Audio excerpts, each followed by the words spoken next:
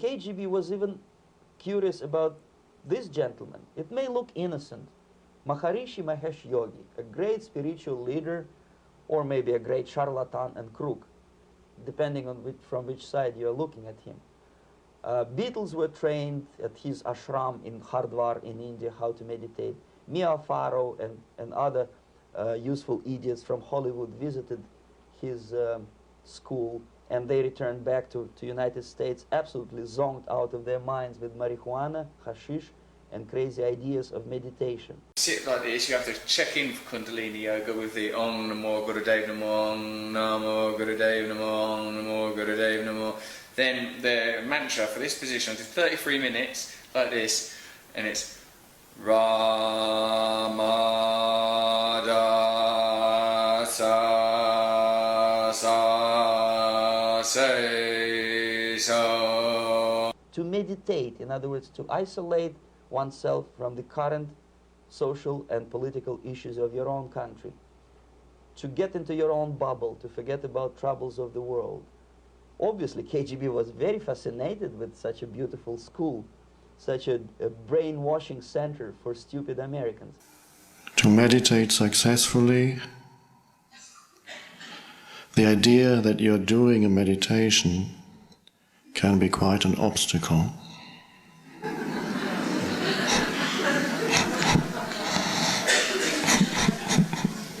I was dispatched by the KGB to check what kind of VIP Americans attend this school. That's you on the left. Yes, I'm on the left.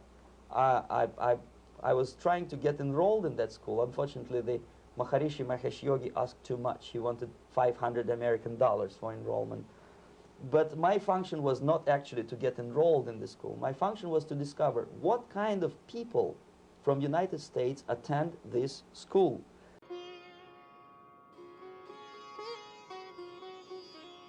We tell young people today, drop out of school, because schools, education today, is the worst narcotic drug of all.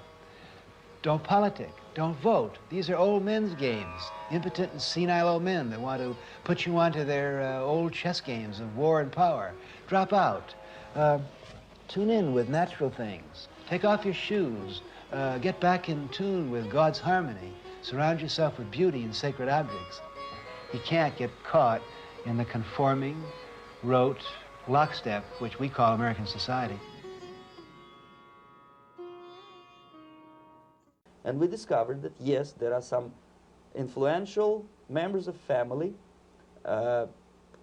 public opinion makers of United States, who come back with the crazy stories about Indian philosophy. Indians themselves look upon them as idiots, useful idiots. When I'm doing that, I count down the mantras. The Ra, I think of as being that. Yep, crown. What? Yeah. Ma, here. Third eye, yeah. Da, sa, say, so. To say nothing about KGB, who looked at them as extremely naive, misguided people.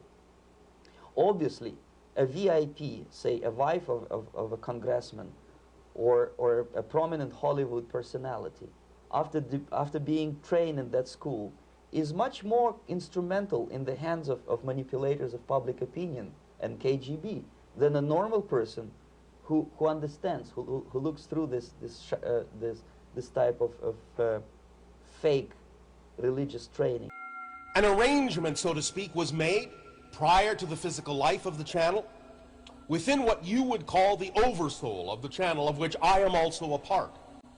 We are part of the same soul. You might refer to me as the channel's future self, and incarnationally speaking, I would look at the channel as my past self, just to put it in linear terms. I will rape you in your mouth, okay? We are not happy with the way that things exist currently in our reality. All right, we are from what you would perceive to be the future. And we have come back to our past so that we may learn, all right, and so that we may assist the planet, because what's going on now is going to impact the entire universe. Why would they be more susceptible to manipulation? I just mentioned that because, you see, a person who is too much involved in introspective meditation, You see, if you carefully look what Maharishi Mahesh Yogi is teaching to Americans, is that most of the problems, most of the burning issues of today can be solved simply by meditating. So you have to keep your own self full. That's your job. I say to my girls all of the time that your real work is to figure out where your power base is and to work on the alignment of your personality, your gifts that you have to give, with the real reason why you're here. That's the number one thing you have to do, is to work on yourself and to fill yourself up and keep your cup full. Don't rock the boat. Don't get involved. Just sit down, look at your navel, and meditate. And the things, due to some strange logic, due to cosmic vibration, will settle down by themselves. Well, we would prefer that you ask us, if you like. There's nothing in particular we would like to say, except that we're here, and it's very, very pleasant to be here. It's a delight. It's part of sharing, with the big S, if you might say. The archetype of sharing is something we enjoy embodying. You just don't get it because you're not smart enough. Let's move! This is exactly what the KGB and Marxist-Leninist propaganda wants from Americans, to distract their opinion, attention, and mental energy from real issues of the United States into a non-issues, into a non-world, non-existent harmony. I've had many, many lifetimes on Earth. I have deep love and compassion for humans because I remember what it was like to go through the things that humans are going through now. I remember the challenge in particular, the challenge of knowing at some deep level that you are a spiritual being. Time to stop pointing fingers! Finger pointing gets us nowhere! Steve! Obviously, it's more beneficial for the Soviet aggressors to have a bunch of duped Americans than Americans who are self-conscious, healthy, physically fit, and alert to the reality. You sit in the energy of a great shift. Many of you are feeling it. Maybe that's why you're watching this now. Maybe there's something that's happened in your life that would allow you for a moment just to open your mind and look inside something you always thought was untenable before. Only reserved for those on the lunatic fringe before. Maharishi Mahesh Yogi obviously is not on the payroll of the KGB. But whether he knows it or not, he contributes greatly to demoralization of American society. Here you find instead wisdom pouring out. Perhaps you'll even feel the love of God pouring out. There's a lot of things that are being transmuted and altered at this time. All right? You're finding some things out about some of your religious leaders. You're finding some things out about religion that just isn't holding true to you. It's not ringing true to you anymore. I'll be reminded of this and two other upsetting things every time I look at my bare nipples. And he's not the only one. There are hundreds of those gurus who come to your country to capitalize on naivete and stupidity of Americans. It's a fashion. It's a fashion to meditate. It's a fashion not to be involved. We want to tell you this, is that there is so much here that is hiding. But you must feel it. There has been such a shift in these last years, especially in the last 20 or so. You're remembering who and what you are, and it doesn't need an intermediary. This changeover from the old religious system that so many of you are familiar with is difficult, very difficult, because it holds on tightly.